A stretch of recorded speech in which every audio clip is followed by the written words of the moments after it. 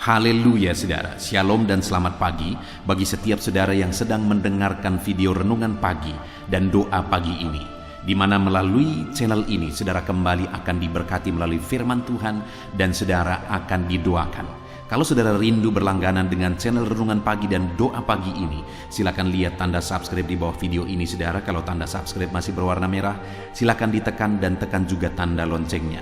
Kalau saudara merasa diberkati melalui renungan dan doa pagi ini, dan saudara rindu memberkati, saudara butuh informasi lebih lanjut, silakan lihat di kolom deskripsi video ini saudara. Puji Tuhan saudara, mari kita berdoa buat firman Tuhan yang akan kita dengarkan.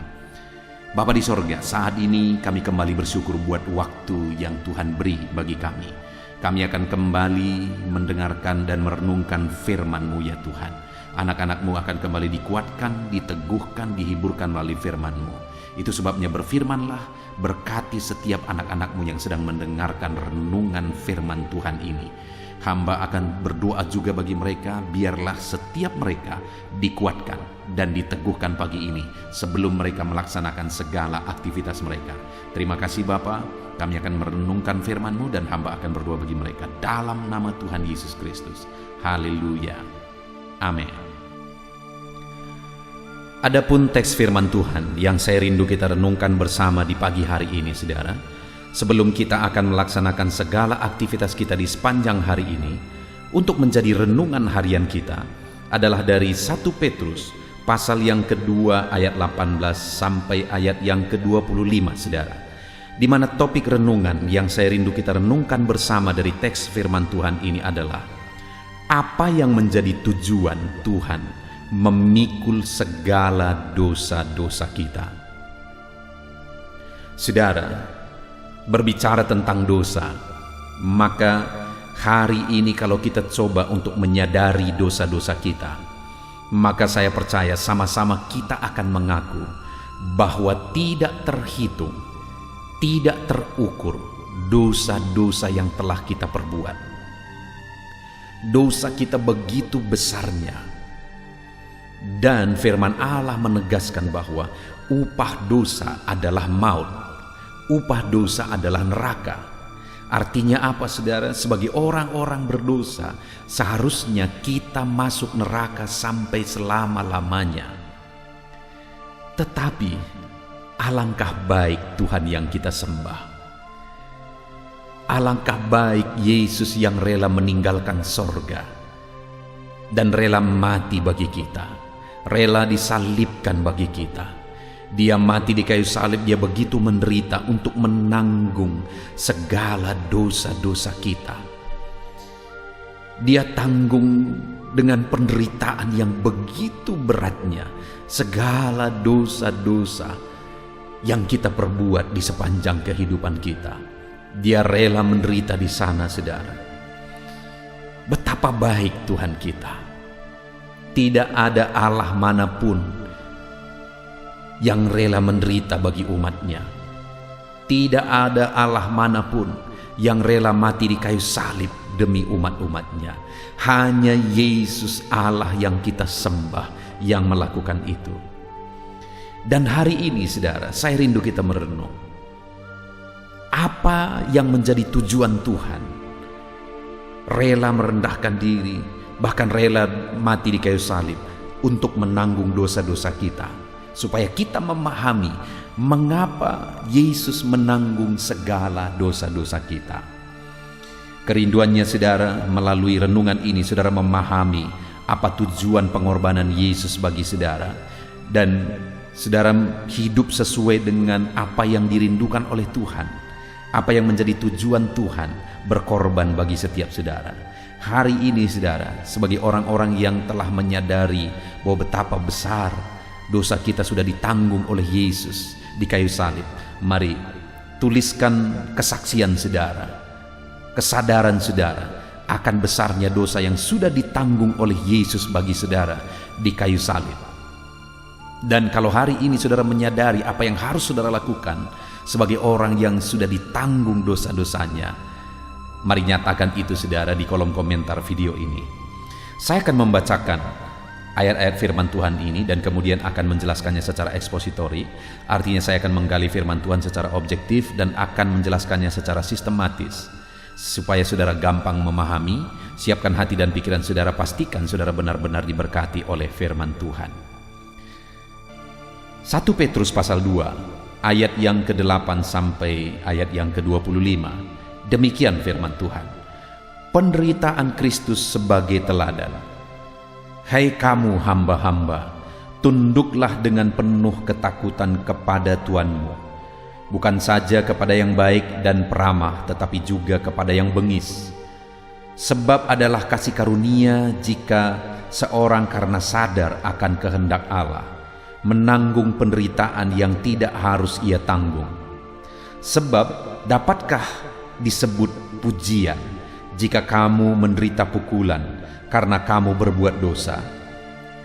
Tetapi jika kamu berbuat baik dan karena itu kamu harus menderita, maka itu adalah kasih karunia kepada Allah. Sebab untuk itulah kamu dipanggil, karena Kristus pun telah menderita untuk kamu dan telah meninggalkan teladan bagimu, supaya kamu mengikuti jejaknya.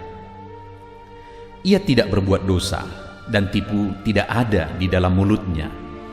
Ketika ia dicaci maki, ia tidak membalas dengan mencaci maki. Ketika ia menderita, ia tidak mengancam, tetapi ia menyerahkannya kepada Dia yang menghakimi dengan adil. Ia sendiri telah memikul dosa kita di dalam tubuhnya di kayu salib, supaya kita yang telah mati terhadap dosa hidup untuk kebenaran. Oleh bilur-bilurnya kamu telah sembuh. Sebab dahulu kamu sesat seperti domba, tetapi sekarang kamu telah kembali kepada Gembala dan pemelihara jiwamu. Puji Tuhan, saudara. Konteks dari firman Tuhan ini adalah di mana Petrus menegaskan penerima suratnya bahwa Allah di dalam Yesus Kristus telah memikul segala beban dosa umat-umatnya. Dia pikul itu dalam penderitaan yang begitu berat di kayu salib. Dan kemudian Petrus mau mengajar kepada jemaat-jemaat, kepada umat-umat Tuhan, apa dan untuk apa dan bagaimana seharusnya mereka hidup sebagai orang-orang yang dosa-dosanya telah dipikul oleh Yesus di kayu salib. Di ayat 24 tadi dikatakan, saudara, Ia sendiri telah memikul dosa kita dalam tubuhnya di kayu salib. Dia pikul segala beban dosa kita. Dosa yang begitu besar, dosa yang tiada taranya, dosa yang tiada terhitung.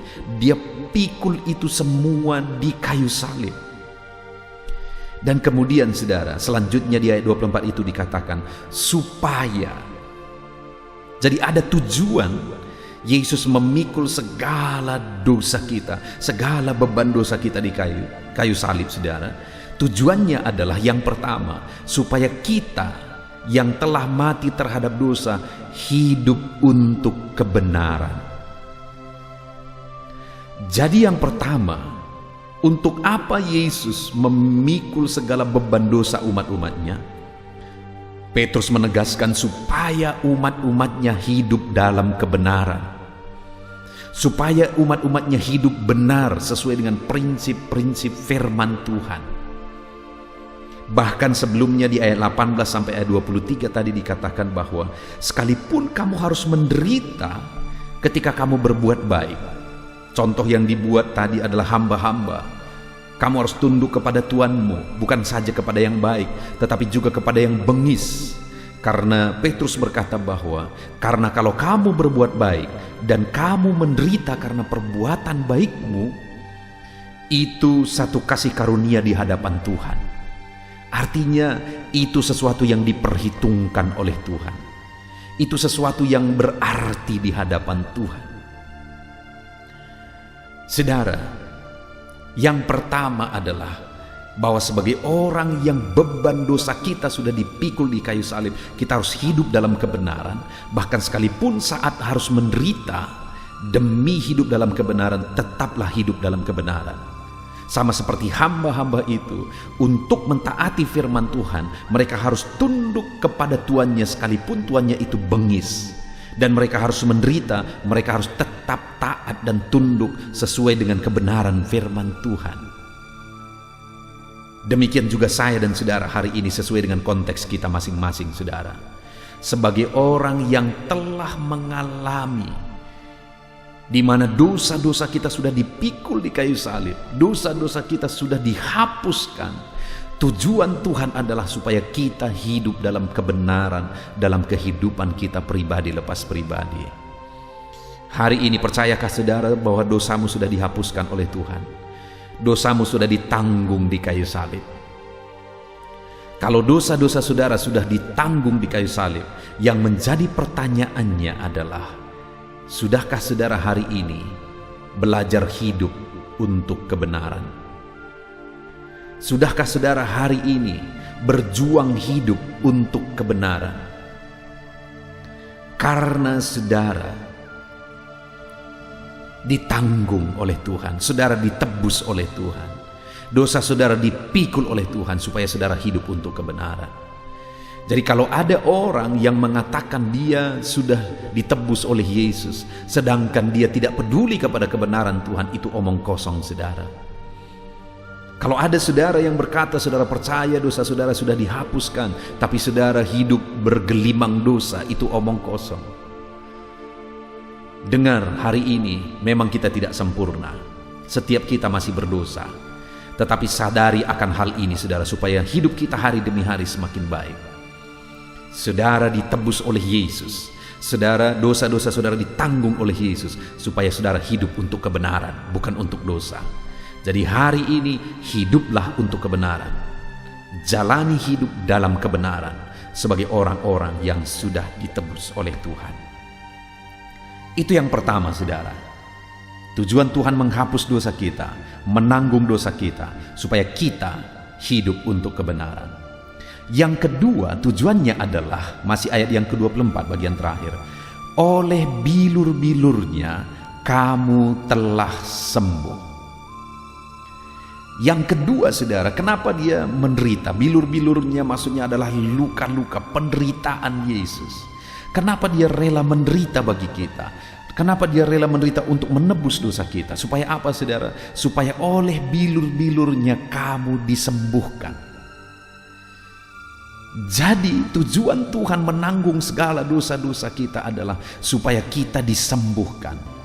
Baik secara jasmani kita, baik hati kita, pikiran kita sepenuhnya. Kesembuhan yang dimaksudkan oleh Tuhan adalah kesembuhan secara total. Luka-luka batin, sakit di tubuh kita, Allah menegaskan bahwa dia menderita di kayu salib supaya oleh bilur-bilurnya kamu disembuhkan. Hari ini kalau ada saudara yang sedang sakit, dengar saudara, Yesus mati di kayu salib supaya oleh bilur-bilurnya, oleh penderitaannya saudara disembuhkan. Penderitaan saudara ditanggung oleh Yesus di kayu salib. Saat ini taruh tangan saudara di atas penyakit saudara, tubuhmu yang sakit, taruh tanganmu di sana dan percaya oleh bilur-bilur Yesus engkau disembuhkan dalam nama Tuhan Yesus. Oleh bilur-bilur Yesus kita disembuhkan, karena memang dia menderita di kayu salib untuk menanggung segala dosa kita, untuk menanggung segala penderitaan kita, dan oleh bilur-bilurnya kita sembuh. Engkau yang mengalami luka-luka hati, engkau yang mengalami luka-luka batin, engkau yang mengalami akar pahit, hari ini lepaskan semuanya itu, karena Yesus mau tanggung semuanya itu di kayu salib. Tuhan mau membebaskan saudara, supaya saudara bebas dari segala beban penyakit, sakit tubuhmu, sakit hatimu, sakit batinmu. Tuhan mau tanggung semuanya itu di kayu salib. Oleh bilur-bilurnya engkau disembuhkan. Percaya saudara, Yesus mati di kayu salib untuk menyembuhkan saudara, percaya. Dan hari ini lihat bagaimana Allah mengerjakan mujizatnya dalam hidup saudara. Dan kalau mujizatnya saudara alami dalam hidup saudara saat ini, saksikan itu saudara. baik dalam kolom komentar video ini, baik kepada orang lain. Saksikan itu bahwa Tuhan kita ajaib. Dia mati di kayu salib untuk menanggung dosa kita dan menanggung segala penyakit kita, dan oleh bilur-bilurnya kita menjadi sembuh. Itu yang kedua. Dan kemudian yang terakhir, saudara, untuk apa dia memikul segala beban dosa kita? Untuk apa dia menebus kehidupan kita? Yang pertama, supaya kita hidup dalam kebenaran. Yang kedua, supaya kita disembuhkan. Dan kemudian yang ketiga, ayat yang ke-25. Sebab dahulu kamu sesat seperti domba, tetapi sekarang setelah ditebus, setelah dosa-dosa kita dipikul di kayu salib, sekarang kamu telah kembali kepada Gembala dan memelihara jiwamu. Yang ketiga, saudara, Tuhan mau adalah kita dekat dengan Tuhan sebagai gembala kita, dan kita hidup dalam pemeliharaannya. Dia adalah gembala yang baik dalam hidup kita. Dia gembala yang memelihara kehidupan kita. Dia gembala yang berkuasa untuk menjagai, melindungi kita dan memelihara hidup kita. Dan Tuhan menebus kita supaya kita kembali kepada gembala yang baik itu. Artinya kita hidup dekat dengan Dia, kita hidup di bawah penggembalaannya. Tuhan menuntun kita. Itu yang Tuhan mau. Yang ketiga, saudara, kita hidup di bawah pimpinan Gembala Agung kita, yaitu Yesus Kristus, dan kita dipelihara olehnya. Puji Tuhan, saudara. Pagi hari ini kita sungguh bersyukur. Kembali kita diberkati oleh firman Tuhan. Satu-satunya Allah yang menebus dosa umat-umatnya adalah Yesus Kristus. Ada begitu banyak keyakinan iman di dunia ini, tapi hanya Yesuslah yang rela mati bagi umat-umatnya. Itulah yang kita percaya, itulah yang kita sembah. Allah yang turun merendahkan diri dan rela mati bagi kita, saudara. Dan Dia mati di kayu salib untuk menanggung segala dosa-dosa kita. Dan kita sudah belajar mengapa Dia rela menderita, menanggung segala beban dosa kita di kayu salib. Yang pertama, supaya kita hidup untuk kebenaran, bukan hidup untuk dosa. Itu sebabnya sebagai orang yang sudah ditanggung oleh Yesus segala dosa saudara di kayu salib, mari hiduplah untuk kebenaran. Berproseslah untuk semakin baik sesuai dengan firman Tuhan. Yang kedua, alami kesembuhan daripada Tuhan, karena Dia rela menderita di sana supaya saudara disembuhkan, dipulihkan. Hati saudara, batin saudara, tubuh saudara dipulihkan oleh Tuhan. Dan kemudian yang ketiga, supaya kita datang kepada Gembala yang agung. Artinya kita hidup dekat dengan Tuhan, dan Dia sebagai Gembala yang baik memelihara kehidupan kita. Puji Tuhan, saudara. Hari ini dalam saudara sebentar lagi melaksanakan segala aktivitas saudara, terapkan firman Tuhan ini dalam hidup saudara. Renungkan firman Tuhan ini dalam hidup saudara, bahwa saudara sudah ditebus oleh Tuhan, dosamu sudah dipikul oleh Tuhan, supaya dimanapun engkau berada, dalam bisnis apapun, dalam pekerjaan apapun engkau tetap hidup dalam kebenaran di sana, dan engkau mengalami kesembuhan Tuhan, dan engkau hidup dalam pimpinan Gembala yang agung, yaitu Yesus Kristus. Engkau dipelihara oleh Tuhan. Puji Tuhan, saudara. Sebentar lagi kita akan berdoa bersama untuk segala aktivitas kita di sepanjang hari ini. Namun sebelumnya, buat komitmen, terapkan firman Tuhan. Aku mau hidup dalam kebenaran. Oleh bilur-bilurnya aku sembuh, dan aku mau hidup dalam pimpinan Gembala Agung. Karena setiap kita sudah ditebus oleh Tuhan. Puji Tuhan, saudara. Biar firman Tuhan memberkati saudara. Biar firman Tuhan ini menjadi renungan saudara. Dalam nama Tuhan Yesus Kristus. Haleluya. Dan saudara, saya percaya saudara sudah diberkati melalui renungan firman Tuhan. Iman saudara sudah dibangkitkan melalui renungan firman Tuhan. Sebelum saudara melaksanakan segala aktivitas saudara di sepanjang hari ini, saya rindu berdoa bagi saudara. Mari kita berdoa bersama, saudara. Kita serahkan segala aktivitas saudara di sepanjang hari ini, supaya Tuhan memberkati setiap aktivitas saudara, dan Tuhan menjadikan saudara berhasil. Mari datang kepada Tuhan dengan sikap yang benar, dengan penuh kerendahan hati, dan percayalah bahwa Tuhan sanggup menolong dan memberkati saudara dan segala aktivitas saudara di sepanjang hari ini. Mari kita berdoa saudara. Saya akan berdoa bagi setiap saudara. Bapa di sorga, saat ini Tuhan, hamba berdoa bagi setiap anak-anak-Mu ini. Hamba menumpangkan tangan bagi mereka. Biarlah Tuhan campur tangan atas kehidupan mereka. Bapa yang baik, hamba berdoa bagi segala aktivitas mereka di sepanjang hari ini ya Tuhan. Biarlah Tuhan menyertai mereka dalam melaksanakan segala aktivitas dan tanggung jawab mereka. Ketika Engkau menyertai mereka, Engkau akan mengerjakan keberhasilan. Penyertaan-Mu akan mengerjakan keberhasilan dalam segala aktivitas mereka yang mereka kerjakan. Tuhan memberkati setiap anak-anak-Mu ya Bapa. Dalam nama Tuhan Yesus Kristus, nyatakan penyertaan-Mu bagi mereka. Dan hamba berdoa, biarlah damai sejahtera-Mu memenuhi hati mereka, sehingga mereka akan menjadi maksimal dalam melaksanakan segala aktivitas dan pekerjaan mereka ya Tuhan. Biarlah damai sejahtera Tuhan, ketentraman dari Tuhan, kasih Tuhan memenuhi hati dan pikiran mereka. Berkati anak-anak-Mu ini Tuhan, hidup mereka penuh sukacita, penuh damai sejahtera Tuhan dalam melaksanakan segala aktivitas dan pekerjaan mereka. Bapa di sorga, hamba berdoa, jadikan anak-anak-Mu berhasil dalam apapun yang mereka kerjakan yang tidak bertentangan dengan firman-Mu. Jadikan mereka berhasil ya Tuhan. Nyatakan campur tangan-Mu yang mengerjakan keberhasilan dalam hidup mereka. Biarlah setiap anak-anak-Mu mengalami keberhasilan dalam kehidupan mereka ya Tuhan. Dalam nama Tuhan Yesus, hamba berdoa, berikan hikmat-Mu bagi mereka supaya mereka bisa berhasil dalam bagian apapun, dalam bidang apapun tanggung jawab dan pekerjaan mereka. Berikan mereka hikmat di sana supaya mereka bisa mengerjakannya dengan cara yang terbaik.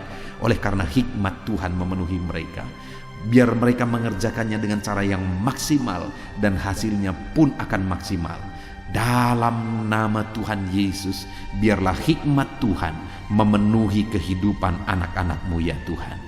Ajar anak-anak-Mu bekerja dengan jujur dan ajar mereka untuk melakukan yang terbaik dalam kehidupan mereka ya Tuhan. Terima kasih Bapa di sorga, hamba berdoa kerjakan keberhasilan dalam kehidupan anak-anak-Mu. Hamba rindu mendengar kesaksian-kesaksian tentang keberhasilan yang Kau kerjakan dalam hidup mereka, sehingga anak-anak-Mu bisa menjadi berkat bagi banyak orang, dan anak-anak-Mu bisa menjadi berkat bagi pekerjaan-Mu, sehingga nama-Mu dipermuliakan ya Tuhan. Terima kasih Bapa di sorga. Saat ini hamba berdoa bagi profesi anak-anak-Mu satu persatu. Tuhan yang bekerja dalam profesi yang mereka kerjakan, dalam profesi mereka masing-masing, Tuhan kiranya campur tangan dan menjadikan mereka berhasil. Hamba berdoa bagi para pebisnis, bagi para pengusaha, Tuhan yang campur tangan mengerjakan keberhasilan dalam bisnis dan usaha mereka.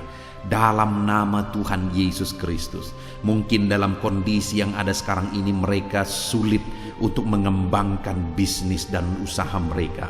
Tetapi ketika Tuhan campur tangan di sana, ketika Tuhan bekerja di sana, kami percaya ya Tuhan, Engkau yang akan menjadikan bisnis dan usaha anak-anak-Mu berhasil. Dalam nama Yesus, berkati mereka dalam mengembangkan bisnis mereka. Berkati mereka dalam memimpin para pegawai mereka, tim mereka. Jadikan anak-anak-Mu dengan penuh bijaksana untuk mengembangkan bisnis dan usaha mereka.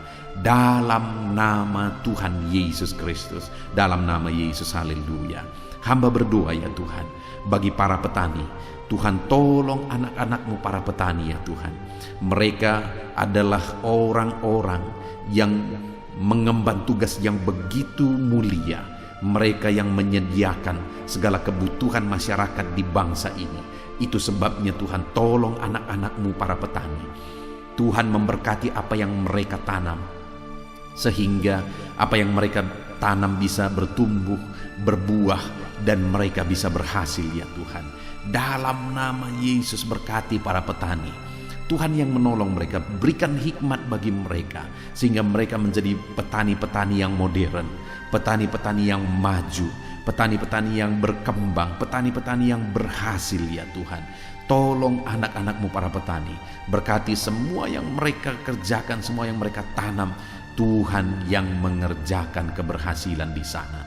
Di dalam nama Tuhan Yesus Kristus, nyatakan kuasa-Mu, mujizat-Mu bagi para petani, sehingga mereka bisa berhasil Tuhan. Hamba berdoa bagi anak-anak-Mu yang berprofesi sebagai pedagang. Dalam nama Yesus, apa yang mereka perjualbelikan yang tidak bertentangan dengan firman Tuhan, Tuhan kiranya campur tangan. Tuhan kiranya yang bekerja, Tuhan kiranya yang mengerjakan keberhasilan bagi mereka ya Tuhan. Bapa yang baik, tolong mereka sehingga bisnis perdagangan mereka bisa berkembang, bisa semakin maju ya Tuhan. Berkati anak-anak-Mu para pedagang dalam nama Yesus. Berikan hikmat bagi mereka, berikan petunjuk bagi mereka, bagaimana mereka mengembangkan usaha dagang mereka. Dalam nama Tuhan Yesus Kristus. Hamba berdoa bagi anak-anak-Mu yang berprofesi sebagai buruh. Tuhan, Engkau yang menolong mereka, Engkau yang membela anak-anak-Mu. Dalam nama Tuhan Yesus, Engkau yang mengangkat kehidupan anak-anak-Mu, Engkau yang menjadikan anak-anak-Mu berhasil. Dalam nama Yesus, Engkau yang menjamin masa depan anak-anak-Mu. Dalam nama Tuhan Yesus Kristus, Tuhan kiranya yang campur tangan bagi anak-anak-Mu yang berprofesi sebagai buruh ya Tuhan. Anak-anak-Mu yang berprofesi sebagai karyawan, pegawai, di bidang apapun mereka, di usaha apapun mereka ya Tuhan. Saat ini Tuhan kiranya yang tolong anak-anak-Mu yang berprofesi sebagai pegawai, sehingga di sana karir mereka bisa menjadi lebih baik. Dalam nama Tuhan Yesus Kristus, berkati anak-anak-Mu dalam melakukan pekerjaan mereka. Jamah dan berkati mereka sehingga mereka bisa berhasil dalam segala pekerjaan mereka, sehingga mereka juga bisa dipromosikan oleh perusahaan mereka. Berkati anak-anak-Mu para pegawai, berkati anak-anak-Mu para karyawan. Dalam nama Yesus, Tuhan yang campur tangan dan Tuhan yang mengerjakan mujizat-Mu dalam hidup mereka. Bapa di sorga, hamba juga berdoa bagi para PNS ya Tuhan, pegawai negeri sipil di bangsa ini. Tuhan kiranya campur tangan, ajar mereka mengabdi bagi bangsa ini. Dalam nama Yesus, dalam bidang yang mereka kerjakan, ajar mereka mengabdi di sana dan melakukan yang terbaik bagi bangsa ini, sehingga bangsa ini akan semakin maju dan semakin berkembang. Jauhkan mental korupsi dari kehidupan anak-anak-Mu. Ajar anak-anak-Mu hidup benar, hidup sesuai dengan standar firman Tuhan. Berkati TNI Polri juga ya Tuhan, dalam nama Yesus, dalam mereka menjaga keamanan bangsa ini. Tuhan memberkati mereka ya Bapa. Dalam nama Yesus, dalam nama Yesus, berkati karir mereka, berkati masa depan mereka, berkati semua anak-anak-Mu yang berprofesi sebagai TNI Polri, PNS ya Tuhan, berkati mereka. Hamba berdoa khusus bagi anak-anak-Mu para medis ya Tuhan. Dalam situasi yang seperti ini, Tuhan tolong anak-anak-Mu yang berprofesi sebagai medis.